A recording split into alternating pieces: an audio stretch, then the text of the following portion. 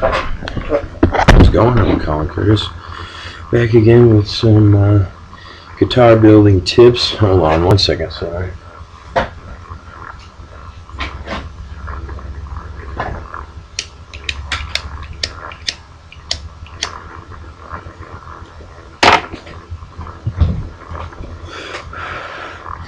Guitar building tips. I'm going to demonstrate the routing of the pickup cavities, and I'm going to show you a little way to get your straight line from your neck. So the straight line could be anywhere. I mean, here, I'll show you. I can't really explain that well without showing you. You've got these little bench cookies are great. They're friction pads, and they stop the guitar from moving around when you're routing. What I'm going to do here, I'm going to show you. Not really a good way to do this.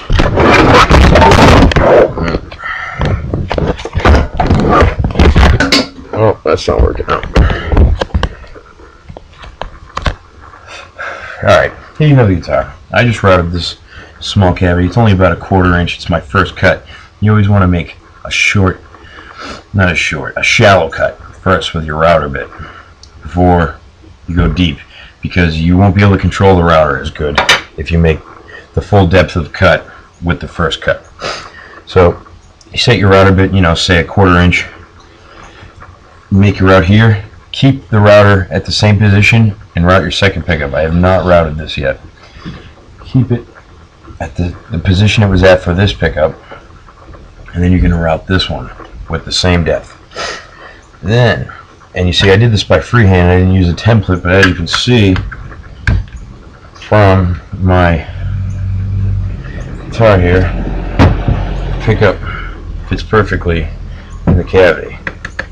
It's nice and snug. Just pay really careful attention, use a small router bit, and like I said before, whatever you do, the secret to not messing up is don't fuck up. Alright, so you want to make a straight line here. So where I want to know, oh well, how did you know where to put these? What I did was take the neck that I made. Got this neck, it's not fully done yet. I got to put the inlays in still. It's still a square, it's not yet rounded or anything. I'm going to place the neck into the cavity, like so. And what I'm going to do is I'm going to clamp it with a clamp from here to the back.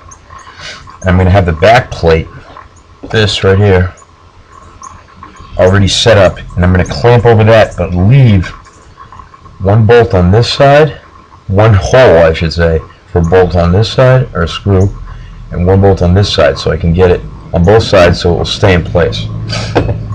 Once I have it where I want it to be, I have it clamped in there. What I used was this piece of copper strapping. It can bend this way, but it doesn't want to bend to the left and right. It wants to stay in a straight line. So what I did was drew center points here, here, and up near the nut, and I duct taped this to the headstock. And I had it sit all the way down. I pulled it really tight, made sure that this copper strapping was sitting over all the lines that I marked. And then I drew a straight line on the side of the strapping from here straight down.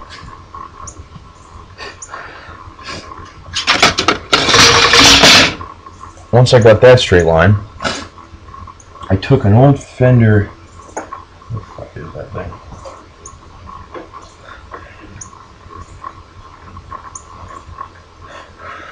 Excuse me one second, I apologize.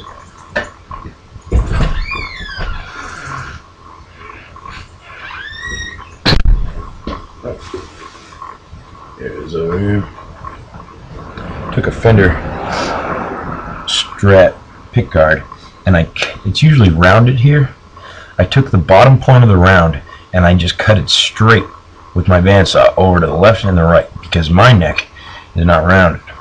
So I took this matches perfectly with that, and I lined it up with the center points. I measured these spots, the halfway point between these holes in the pickguard. These, measured the halfway points and lined them up with my center line. Then I drew them out and I centered those off with these X's that I've got here. I don't know if you can see them. I've got crossroads here, right there, there, and I had them there. And then I centered off my P90 plate, found the center point there so I could match it up with the center points that I had on the body. Now I'm going to route this. You're going to have to take the neck off because you won't be able to route the neck pickup with the neck on. Well, I guess you could, but you'd have to put 2 blocks of wood over the guitar that are higher than the neck, and you'd have to route it from there. But it's easier, just take it off. I'm going to have to take it off to carve the neck and everything else. So, I'm going to route this pickup. I still have the same depth on this router, called about a 1/4 inch. I'm using a brand new bit. You want to use new bits, or generally new bits, and you want to use quality bits. Don't go buy the set that's 8 bits for $20, because I'm telling you, there's a huge difference between a router bit that costs $17 for one and a set of 8 for $20, because there's just a huge difference in quality, and you want quality with these things. You want accuracy, much accuracy as possible, especially if you're going to be routing freehand. So let me put the cigarette out. Now I'm going to teach you guys a secret to routing freehand earplugs. Not just because the router's loud, because the way I look at it is, you've got a really loud noise going on while you're trying to do something accurate, and it's a distraction. So by putting earplugs in, I'm eliminating some of that distraction, and I can focus more on making this route as perfect as possible. So I'm going to route this, and I'll get back to you guys once I'm done. You guys don't need to watch me route it. It's gonna, it's a loud, noisy tool, and I'm going over a template, so not a template, but what I've traced on here. So I'll get back to you. Thanks.